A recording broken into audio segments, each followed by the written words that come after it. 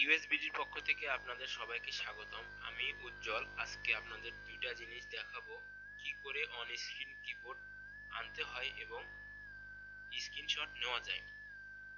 আমাদের প্রতিদিনের জীবনে অনেক কিছুই লেখালেখি করতে হয়। আমরা কিবোর্ডের সাহায্যে যখন লিখি তখন দেখতে পাই কিছু কি কাজ করছে, কিছু কি কাজ করছে না। যখন এই কিগুলো কাজ করে না তখন আমাদের একটু ঝামেলায় পড়তে হয়। বন্ধুদের থেকে কিংবা কোনো পরিচিত জনের কাছ থেকে কিবোর্ড নিতে হয় অথবা নতুন কিবোর্ড কিনে আনতে হয়। এই ঝামেলা এড়ানোর জন্য আমি আপনাদের দেখাবো অন স্ক্রিন কিবোর্ডে কি করে লিখতে হয়। এর জন্য প্রথমে আমাকে যেতে হবে উইন্ডোজ স্টার্ট মেনু বার, তারপর অল প্রোগ্রামস, এরপর অ্যাক্সেসরিজ, এরপর ইজ অফ অ্যাক্সেস এবং আমরা 4 নম্বরে দেখতে পাচ্ছি অন স্ক্রিন কিবোর্ড।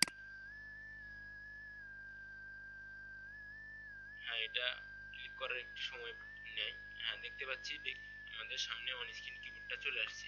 এখন আমরা দেখবো যে অন স্ক্রিন কিবোর্ডে কি করে লিখতে হয়। এর জন্য প্রথমে আমার নোটপ্যাড আনতে হবে। তাই আমি স্টার্ট মেনু ক্লিক করলাম, all programs,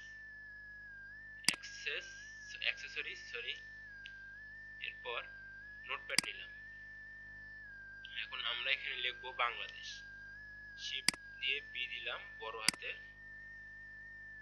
A N G L A D E S H. হ্যাঁ, আমি দেখতে পাচ্ছি বাংলাদেশ লেখা শেষ হয়ে গেছে। এখন আমি দেখাবো কি করে কোনো সফটওয়্যার ছাড়া অন স্ক্রিনশট নেওয়া যায়। এর জন্য আমি আপনাদের বলবো, আপনারা এই যে প্রিন্ট স্ক্যান, PRTSCN, এটা শর্ট ফর্মে দেওয়া আছে প্রিন্ট স্ক্যান। এখানে ক্লিক করলেই আমার ডেস্কটপের মেনু, ডেস্কটপে যা থাকবে তা একটা ছবি হবে এবং সেটা আমরা প্রিন্টে পেস্ট করে দেখতে পারবো। আচ্ছা, আমি এখানে প্রথমে ক্লিক করলাম, এরপর আমি স্টার্ট মেনু বার থেকে প্রিন্টটা নিব, স্টার্ট, অল প্রোগ্রাম,